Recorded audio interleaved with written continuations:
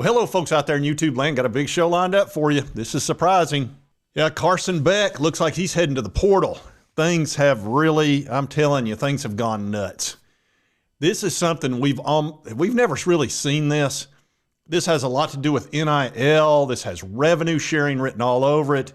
It's a big mess.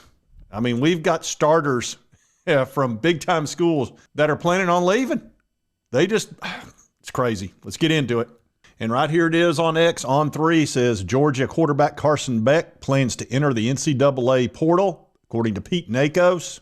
And a lot of people think he's going to Miami. I believe this is where his girlfriend is. Logical.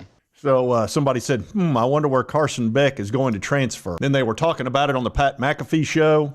Now, it's also been confirmed by ESPN. This is from Pete Thamel. He's talking about it. And he also thought that Miami might be the obvious pick for him. Now, we've been dealing with this with Nico. We finally got him squared away. He didn't enter the portal, but there was a bunch of chatter about it.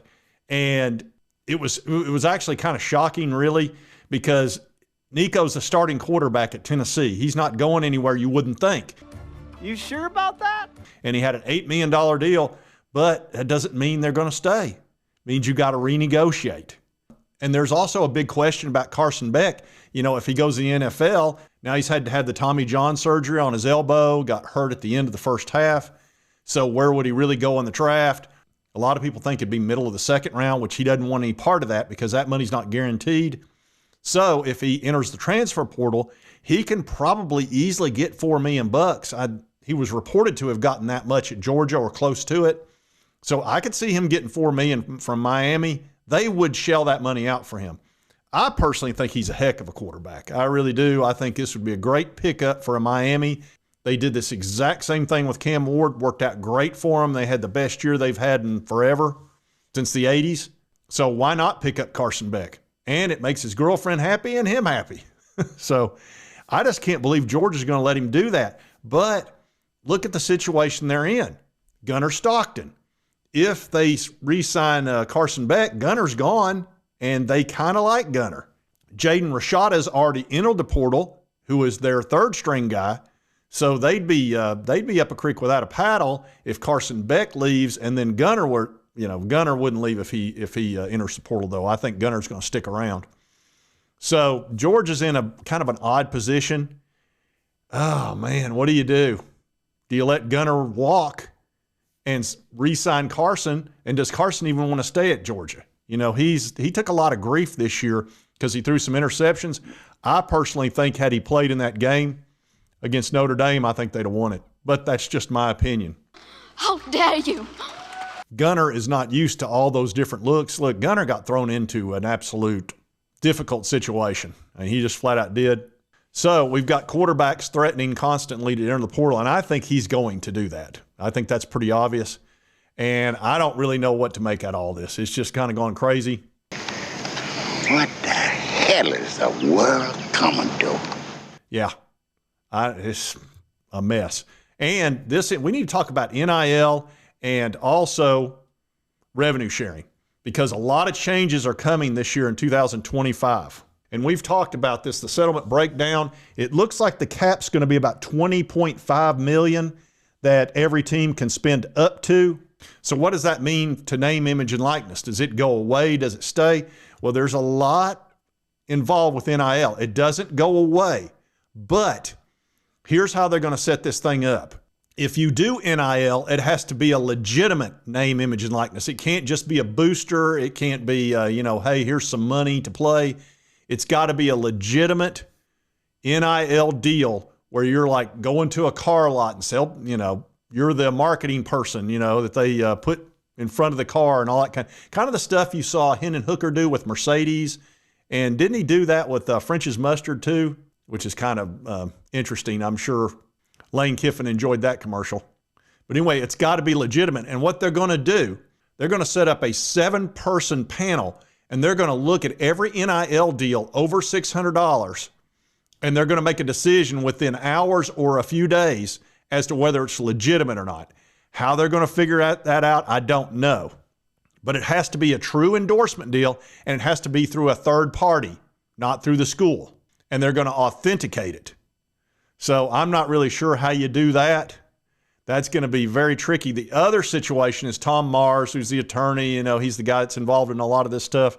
He says it doesn't pass the smell test, which means if a player gets a name, image, and likeness deal and this panel says, no, no, no, you can't do that, it's not authentic, you know it's going to wind up in court.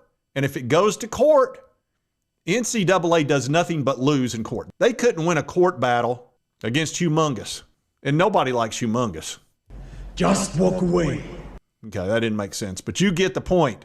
What you just said is one of the most insanely idiotic things I have ever heard. They can't win in court. So this next year is going to be kind of amazing. They're trying to level the playing field, trying to have a cap, and they can't do it because it breaks the law. It breaks the Sherman Act, and also that Alston case, which has to do with people negotiating how much money they could get before they even sign. So you're going to see a lot of craziness this next 12 months. You might as well go ahead and steel yourself to that it's going to be really nuts.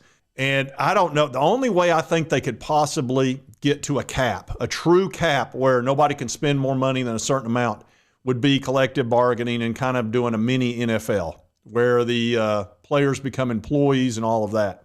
And I think we're a pretty good ways away from that happening because I don't know that the players even want to be employees. What a big pain that would be. And for the school, and then each conference is in a different state. It's just, it could get really crazy.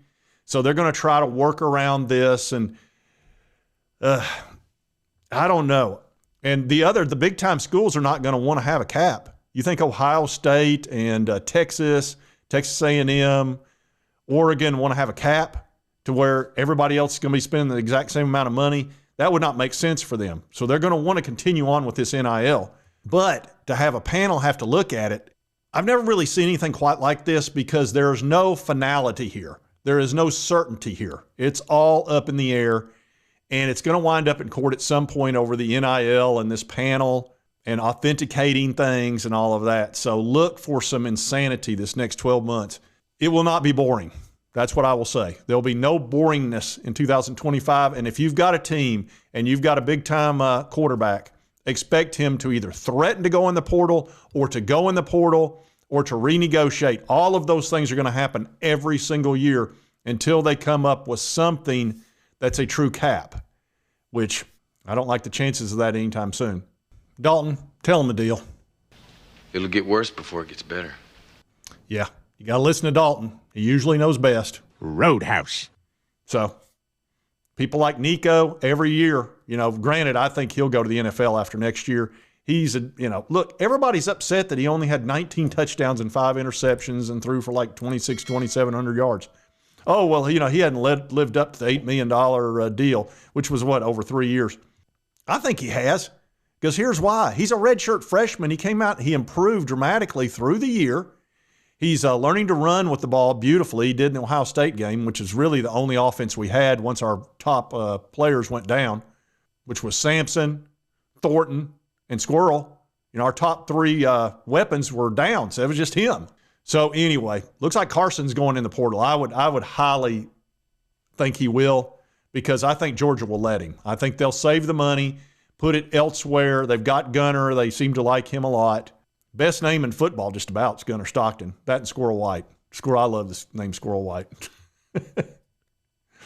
Anyway, just thought I would bring this up because get used to this, and I could totally see him going to Miami. That has a real possibility, and I'm sure you could too. Anyway, if you like this content, be sure to hit that like button. Let's continue to cover all these crazy stories because it's going to get nuts over the next year, and I will keep you informed on this NIL stuff, the revenue sharing, all of that, because it intrigues the crap out of me. I can't help it. I like learning about this stuff. Anyway, if you haven't subscribed, boom, boom, hit that little button right there. Help you get my videos. Will not cost you a dime. And right over here's the most recent video. YouTube, thanks, you'll enjoy. We'll see you next time on Sports Talk Jay.